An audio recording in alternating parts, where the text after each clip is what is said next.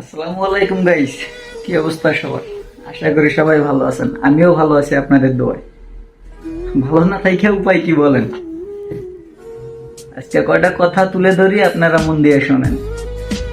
আমি তো একজন প্রবাসী। প্রবাসী যে কারো আপন হয় না, এটা মনে হয় আমি নতুন করে উপলব্ধি করতে পারলাম। এখন বলবেন বিষয়টা কি? আসলে বিষয়টা কি, এটা হলো আমি এখন ভেঙে কইতেছি। সৌদি আরব আসা আমার 4 বছর হয়ে গেছে গা।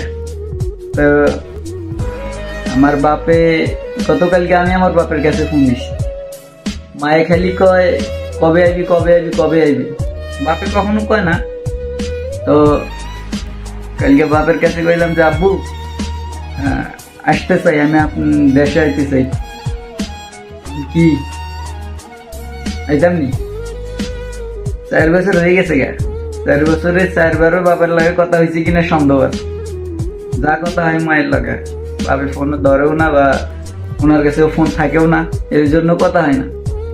আচ্ছা ঠিক আছে, ভালো কথা। কইলাম দেশে আইতে চাই। তার এক জবাবে এক উত্তর দিয়ে দিল, কি দেশে আইয়া কি করবি? উনি আছে শুনি ভালো আছে, টাকা কামাই কর, টাকা পয়সা পাঠা, বাড়ি টাড়ি করি, জমি জমা কর, কিছু ক্যাশপাতি কর, পরে এই 4 বছর ইনকাম করে আমি কই দিলাম, এটি গেল কই? নিজের কাছে 1 টাকা ক্যাশ নাই। আচ্ছা যাক, ক্যাশ নাই ভালো কথা, অন্তত তো কইতে তো পারতো যে দেশে আসবি, আয় ঘুরে যা, ঘুরে ফিরে আবার যাইস। ডাইরেক্ট কয়ে দিল কি দেশে আসার দরকার নেই। সব শেষে একটাই কথা, দেশে আইয়া কি করবো? আসলে তো ঠিকই কইছে, দেশে আইয়া কি করবো? নিজের ক্যাশ নাই, টাকা পয়সা যা ইনকাম করলাম সব তো দিলাম বাড়িতেই, শেষ হয়ে গেল। আচ্ছা ঠিক আছে, এখন বিয়ে শাদী তো করতে হইব না, বয়স তো পার হয়ে গেল গা, অসুবিধা নাই। এটা হেরা না বুঝলে আমি বুঝে তো আর লাভ নেই। ডনগিরি করে দেশে চলে যাবো, বাড়ির থেকে দিব বাড়ি করে, পাই না কোনো কাজ। আবার যদি ঢাকায় যাই গিয়া কোনো একটা কাজ বাজ করতো, দেখা গেল এলাকার মানুষে কইব যে এত বছর বিদেশ করে আইয়া এখন ঢাকা কাটে, মানুষে মাইয়া দিব না। সব দিক দিয়ে একটা মাইনকে জীবের ভিতরে পরে গেলা জানেননি, আমার মতো প্রবাসীরে এটা কোনো ব্যাপার না, সাধারণ বিষয়। কারণ সব ঝামেলা সব আমার মতো যারা আজনবী আছে এগুলোর উপরই।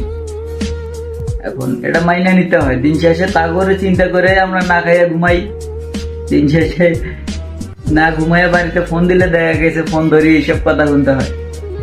তো আমি মনে করি সব শেষে একটা কথাই, যারা প্রবাসী আছেন নিজের নামে কিছু ক্যাশ করেন, যতই বাবা মা আপন হোক, ভাই বোন আপন হোক, দিন শেষে কিন্তু কেউ দেখবো না।